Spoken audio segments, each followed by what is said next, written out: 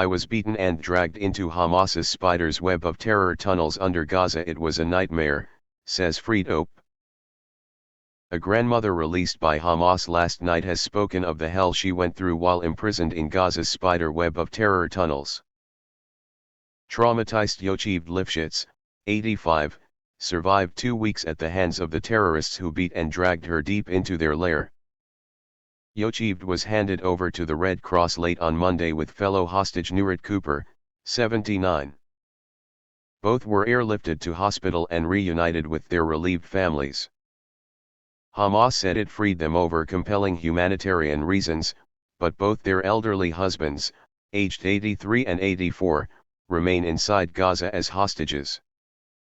Today, a frail-looking and wheelchair-bound Yocheved spoke outside a Tel Aviv hospital about the nightmare she experienced.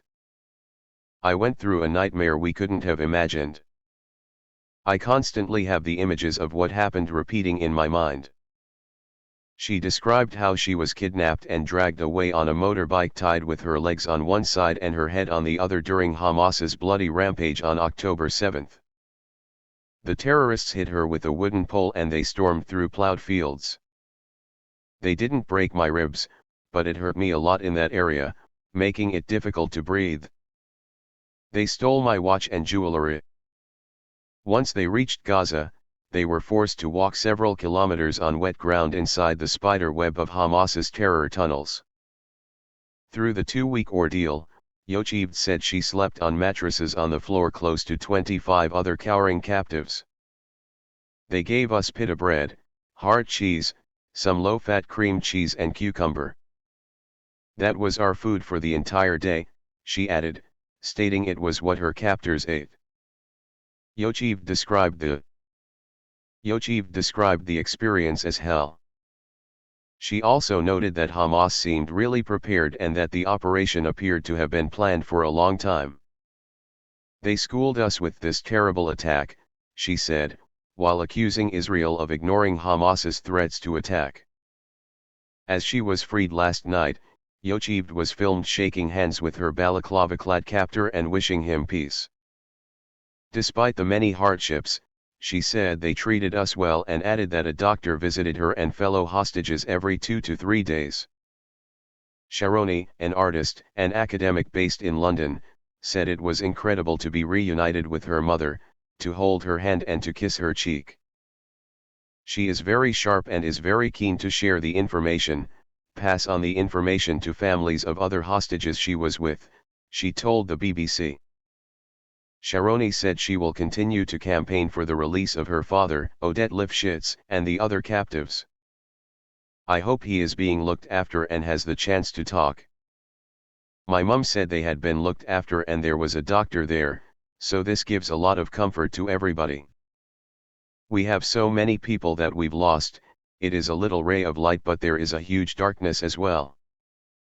The UK government said 6 of its nationals are among those still being held hostage and stated it was our absolute priority to free them. The release of the 2 women brings the total number of freed hostages to 4 after an American woman and her teen daughter were released on October 20. Judith Ronan, 60, and Natalie, 17, had been visiting Israel from Chicago for a birthday when the Hamas massacres took place.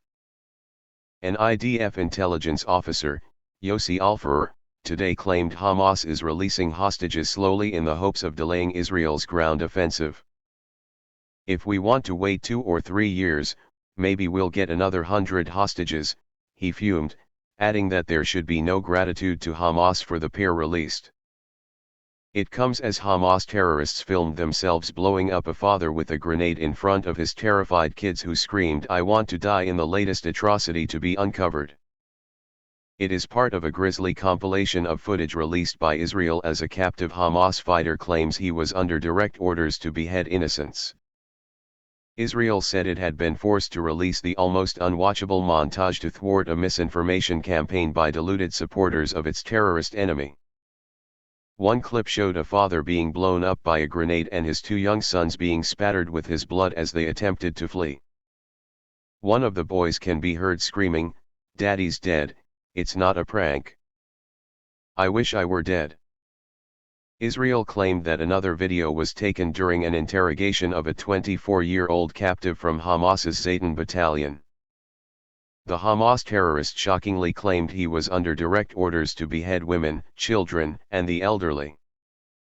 If the captive terrorist's claims are true, then it is likely to spark a fresh storm over Hamas commanders' specific orders to decapitate innocent Jewish victims alongside other sickening crimes. Meanwhile, Israel continues to blitz the Gaza Strip with renewed intensity as their expected ground invasion looms ever nearer. Gaza's health ministry says more than 5,000 have been killed since Israel began its bombardment of the densely populated enclave. In the past 24 hours, the IDF claims to have hit 400 targets, including several Hamas commanders, while their tanks and troops swarm close to the border.